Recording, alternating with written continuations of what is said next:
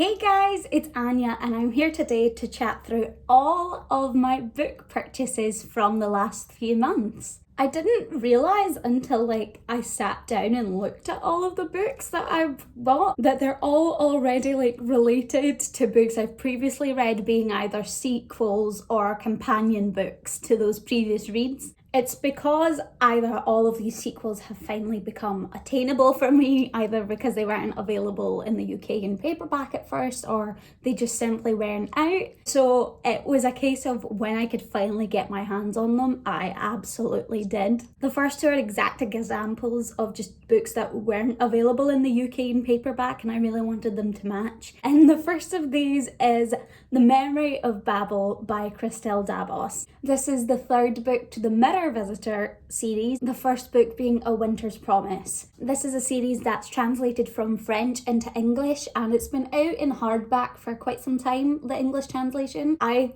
love these covers. I love the way these books look together on the shelf, and I really wanted to wait for the paperback to come out. This story is based in a world where everybody lives on spires of land. Essentially, the only way to travel between them is by airship.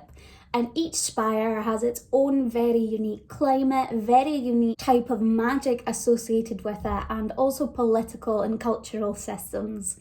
The main character, Ophelia, travels from her spire to another, much more brutal and magically and politically manipulative spire because she becomes engaged to somebody there. Ophelia herself has the ability to touch objects and read their past, and also to travel through mirrors.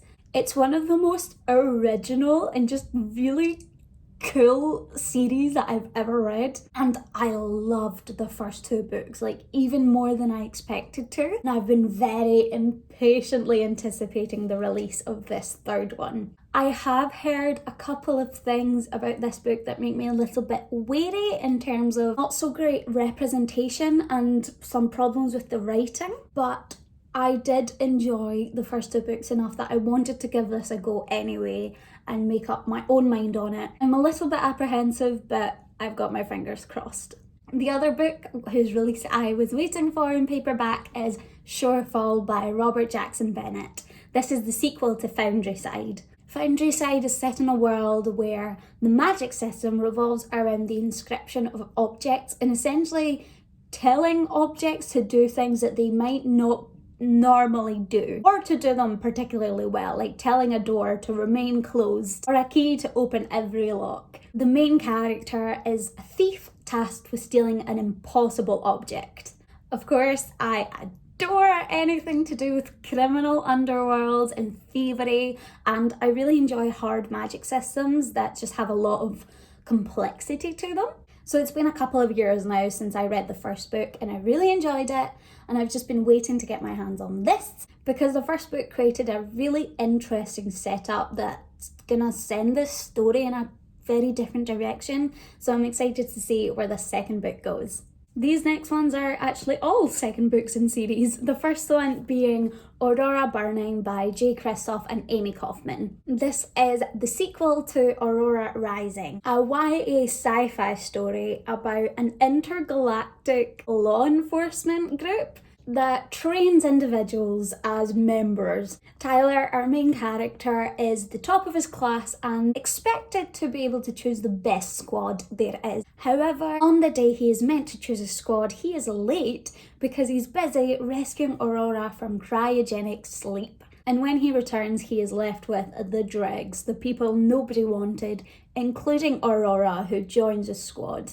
This is the sort of found family trope that everybody loves, with these really contrasting personalities having to learn to work together as a crew and also discover the problems and the truth behind Aurora's disappearance and then sudden appearance within the solar system.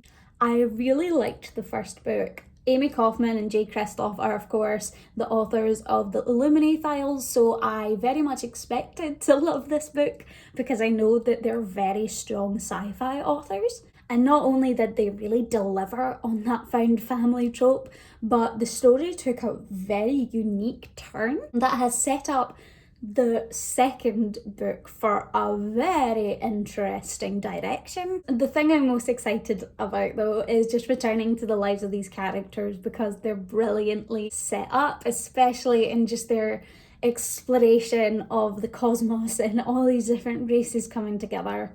I also have Jade War by Fonda Lee, the second book to the Greenbone saga, the first book being Jade City. This is a very popular adult fantasy that focuses on a city where Jade rules. Because Jade is essentially able to give people heightened abilities, including strength, mental focus, increased speed, essentially like superpowers. The thing is, only certain people can consume Jade, and the two ruling families who lead the Jade gangs essentially rule the city. However, when a drug enters the city that allows normal people to consume Jade, war begins to loom on the horizon. The first book took me slightly by surprise because it was a lot more modern than I expected, in that we are in a high fantasy world, but it's not a medieval based high fantasy world. Like, there's planes, there's phones and cars, and I just wasn't expecting that, so it threw me for a loop for a little minute. And I really liked the story, but I didn't love it at the time that I was reading it.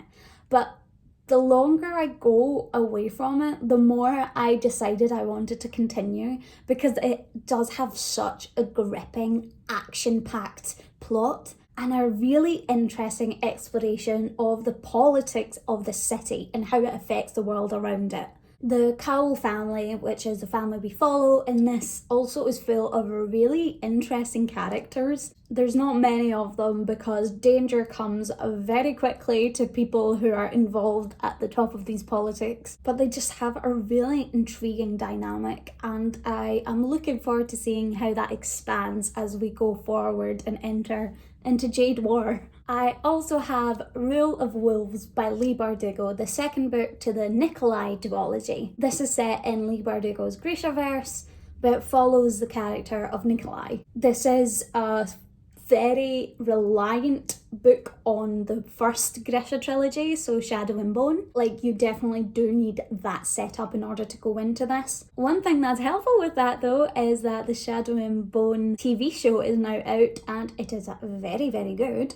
I didn't love the initial Shadow and Bone series, and I didn't really love the first book of this so much, especially as much as I expected to, with how interesting a character Nikolai is. But Six of Crows remains one of my favourite series ever, and I know the potential that Leigh Bardugo has in her writing, so I really wanted to give this a go just to finish off the story, especially because there is so much potential in Nikolai as a character, and I do think he has absolutely got the ability to grab my attention back. It's not a book that I have the highest expectation for, but this is also just a world that I've been invested in for so long that I think I'm going to enjoy it regardless. Speaking of worlds that I've been invested in for a long time, the last sequel I have is Chain of Iron by Cassandra Clare. This is the sequel to Chain of Gold, Cassandra Clare's other historical fantasy set within the Shadowhunter realm. This series is directly connected to the Infernal Devices, which is one of the most stunning trilogies I have ever read. I don't have the same love for these characters yet as I did for the initial Cassandra Clare books I read, but these will always live so deeply embedded in my heart. I could binge read Cassandra Clare for the rest of my life, and I 100% plan to with anything that she comes out with. I also just adore the way she conflates historical settings with the Shadowhunter technology, especially the large cast of diverse characters that she's really started focusing on, both in this and that she delivered in the Dark Artifices. And actually, the more I talk about it, the more excited I am to jump back into the Shadowhunter world, so I'm sure that this is going to be a big new love of mine. Then these next two are not sequels, but decidedly connected to books I've read before, the first of these being Arcanum Unbounded by Brandon Sanderson.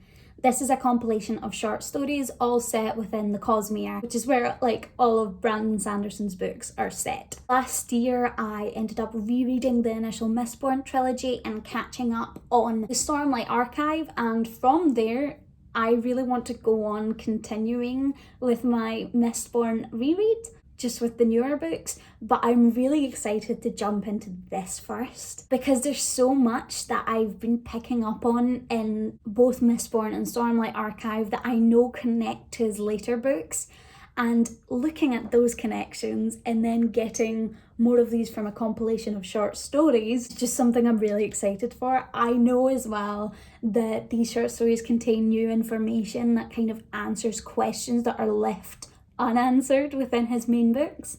Also, Brandon Sanderson is one of my favourite authors.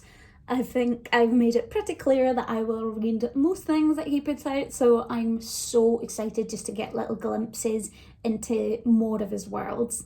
Then I have a companion book, which is The Girl and the Stars by Mark Lawrence, this being a companion to Red Sister. Red Sister was one of my favourite trilogies that I've read in recent years. It's the one, I'm sure you've heard about it, about assassin nuns.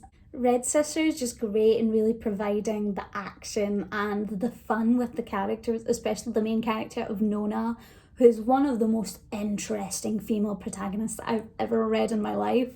One thing that Red Sister sets up really well but doesn't answer so much is the mythology of the world, because Abeth is a world essentially 90% covered in ice, with sort of celestial roots to this, as well as religious answers that are set up but never quite fully explained. Now that's exciting because this book is focused on exploring the ice, that dangerous part of the landscape that threatens to swallow the rest of humanity. I have huge faith in Mark Lawrence's writing already, and also just this, like I've mentioned quite a few times, the setup that he created is something I'm so interested in getting answers for. I am sad that we're not getting to just revisit Nona Grey and her friends, because I love them so much, but I am just excited to jump right back into this world. Now I'm picking it up and realising that the last book I have is not related to any book I've read before, but it is one that's a new release and one I was really excited for, and that is Witches Steeped in Gold by Sianan Smart. I came across this when looking at new releases for this year, and it immediately caught my attention. I don't really know much else about it, other than it is a Jamaican-inspired fantasy about witches. Everything about that just sounds brilliant. This has also had really good early reviews and a lot of hype around it, so it was one I was so interested in picking up. Obviously, this being the only one I haven't had any connection to before, it's the one I know the least about, but that definitely makes it quite exciting.